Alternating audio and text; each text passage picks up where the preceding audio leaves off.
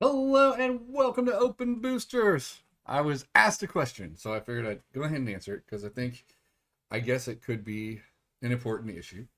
Um, the guy writes, "Love the videos, OB. I had a question. I'm not sure if you've already addressed it.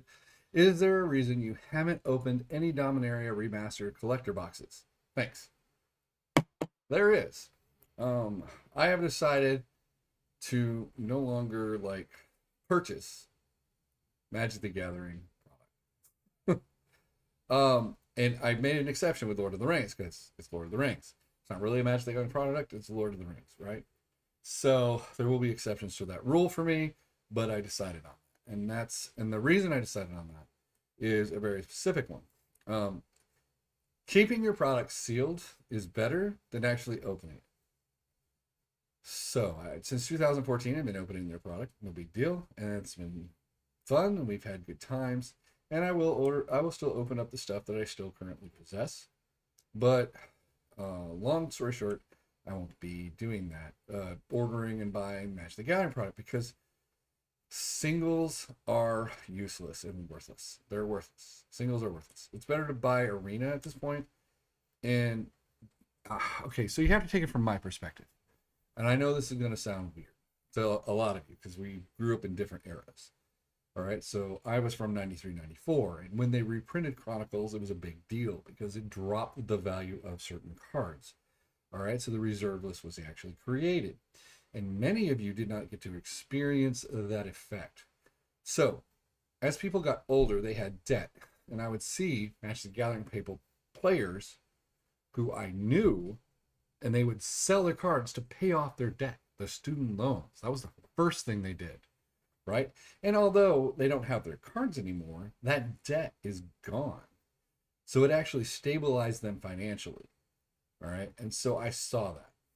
Later on, I would see people who held onto those cards sell those cards yet again to, well, not them, but to establish a new business, thus making them even stronger financially because they got to start their own business, whether it was a mechanic shop or even just getting a franchise going. It was actually really kind of cool, you know. People were actually doing stuff with the value of the cards that they possessed because they went up in price. So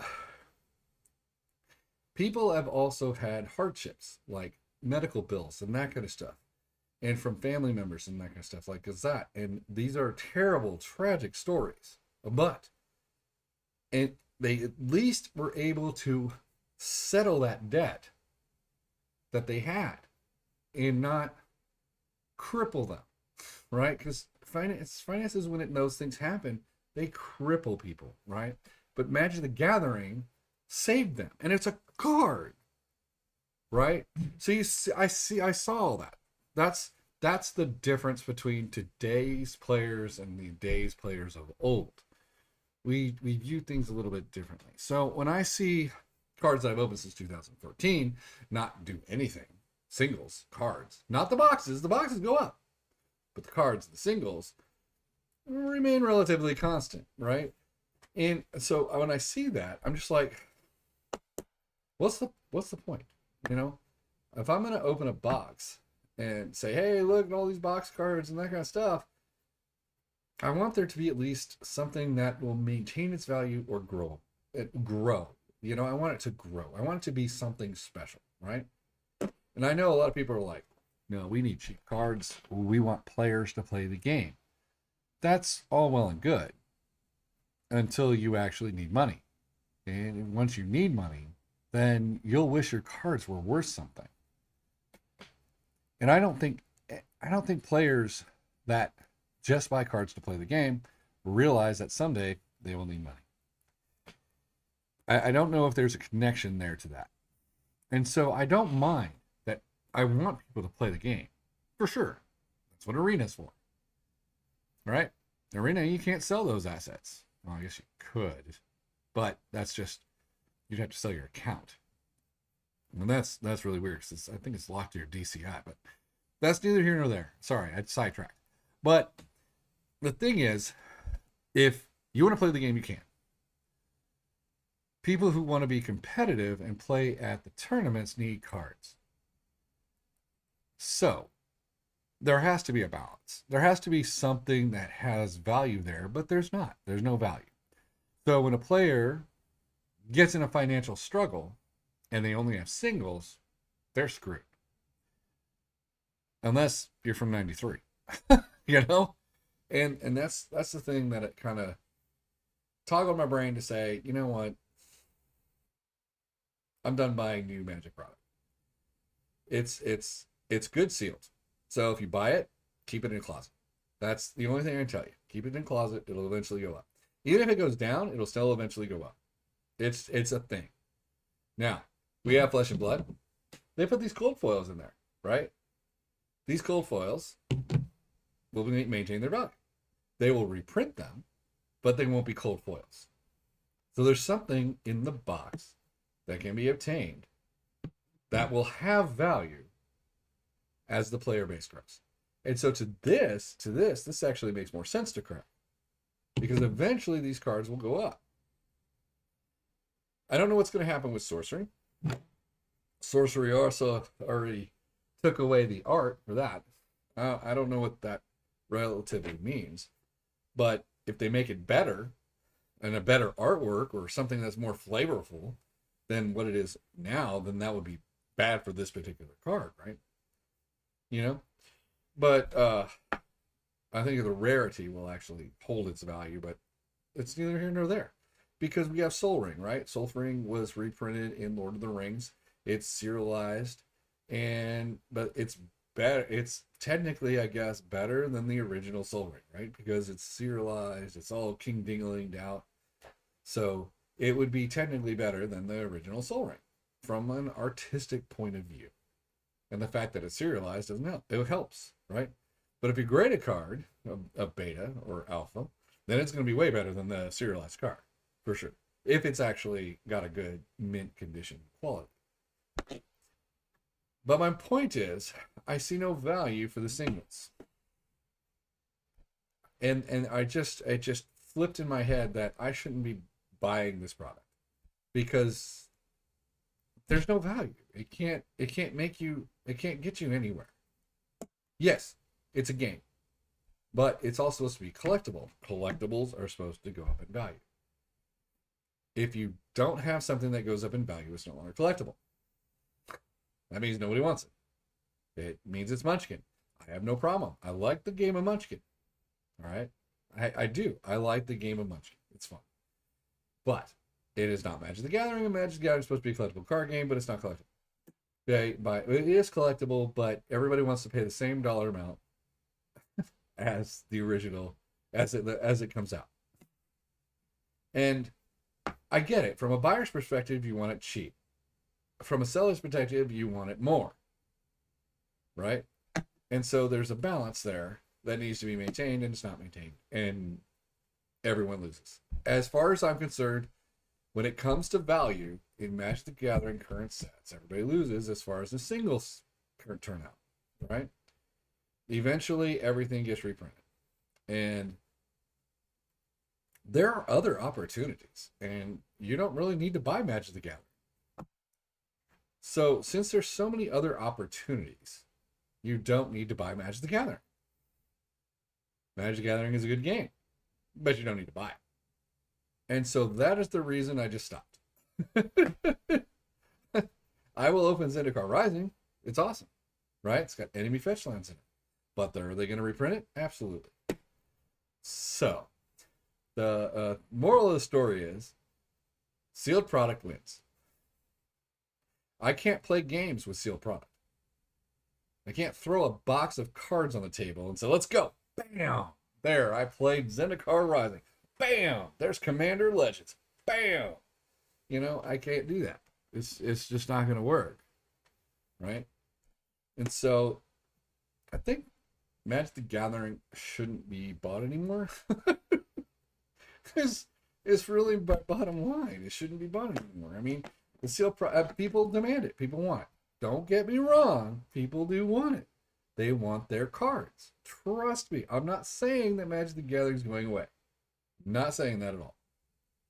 I'm just saying, as far as a value of singles, everyone says buy singles, don't buy the boxes. That is absolutely 100% true. All right. However, boxes go up in value. So if you want to invest in Magic, you can buy boxes and just stick them in a closet. If you want to have your money do nothing and maybe go down, then you buy singles. And that's the way it is. Or you can trade it in for even money. Or you'll make a little profit. Some people do make a little bit of profit because they figure out that something's going to be reprinted, so they dump their stuff and then buy the cheap product. So that is a thing, and that's just crazy. So, but they don't make that much, and they're never going to let anything grow, and that's just the way it is. So, you know, and I just don't want to deal with that anymore. I want something in the box that could maintain itself. I don't know. I'm weird. I'm weird. I like to know that my assets are actually either growing or at least maintaining. And that's the way it should be with collectibles. Any collectible. I don't care what it is. It can be like Beanie Babies or whatever. Beanie Babies were a terrible idea. I never invested in those. I thought that was dumb that it became a thing. But there you go. It should have some potential. If it doesn't have potential, there's no reason to buy it. Yeah, I mean, they'll put everything in the box next week. You know, it's fun because they want everything. Build the hype train. Pre-order now. Watch a tank. I may buy Amazon dumps as they come through, but that's just so I can keep it sealed and throw it in the closet. That's it. I don't see value in current Magic the Gathering singles. That's why I stopped just cracking any of it in buying it, because I don't know, it's just not there. I mean, serialized cards, yay, they're great, but okay, you know. So as Flesh and Blood grows as a player base, their product's gonna go up. If Sorcery grows, its player base is gonna grow up, and then their value of the cards that they have are gonna grow up. Magic the Gathering, pretty much saturated. And they got it, and I guarantee you the sales prove it. You know, I'm not saying the sales are down either. I'm just saying that they will reprint it, and your singles, it doesn't matter. I mean, that's why they have the master sets, so they can make uber dingling money and say, hey, look, you're getting thousands of dollars of cards of value for $100 or 99 or $300 or whatever, but really you're getting garbage in a box.